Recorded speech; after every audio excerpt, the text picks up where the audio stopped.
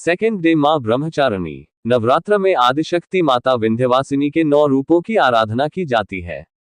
पहले दिन हिमालय की पुत्री पार्वती अर्थात शैलपुत्री के रूप में मां का पूजन करने का विधान है, वहीं दूसरे दिन ब्रह्मचारिणी के रूप में पूजन किया जाता है। प्रत्येक प्राणी को सद्मार्ग पर प्रेरित वाली मां का ये स्वरूप बड़ा दिव्य है।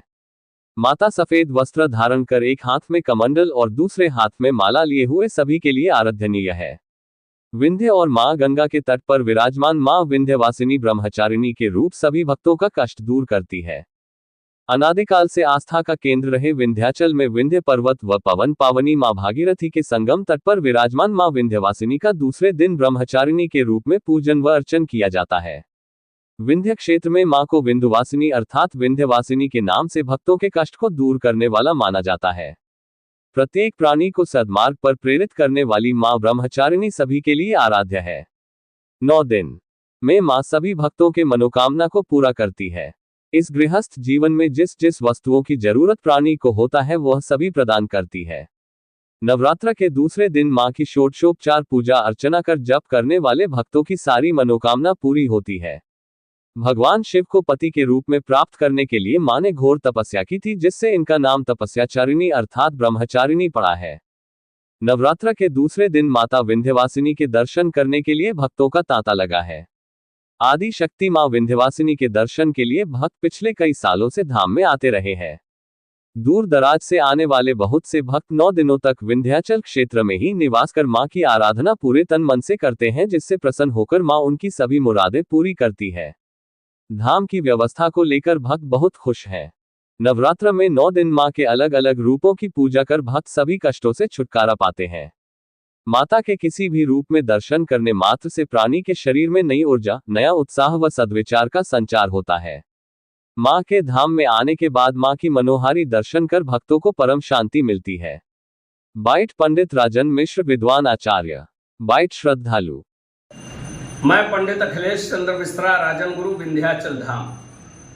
आज नवरात्र का दूसरा दिन है। द्वितीयम ब्रह्मचारिणी आया है हमारे पुराणों में कि दधाना करपद्माभ्याम अक्षमाला कमंडलों देवी प्रसीदतु मयि ब्रह्मचारिण्यनुत्तमा।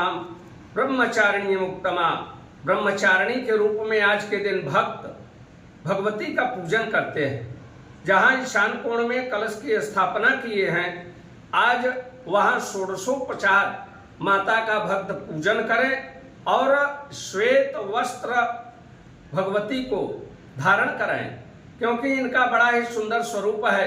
श्वेत वस्त्र धारण की हुई हैं, 2 भुजाएं हैं, एक में अक्षमाला और दूसरे में कमंडलू ली हुई हैं। इन्होंने भगवान शिव को अपने पति के रूप में प्राप्त करने के लिए घोर तपस्या की थी।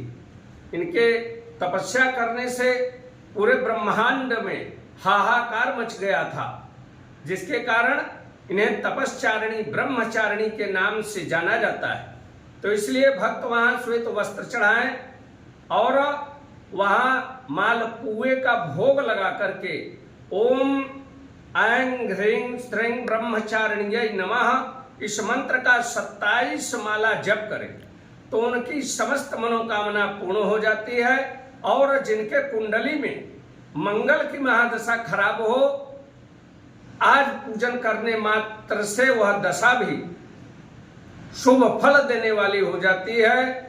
और आज के दिन साधक के स्वाधिष्ठान चक्र का जागरण होता है। जय मां विंध्यवासिनी।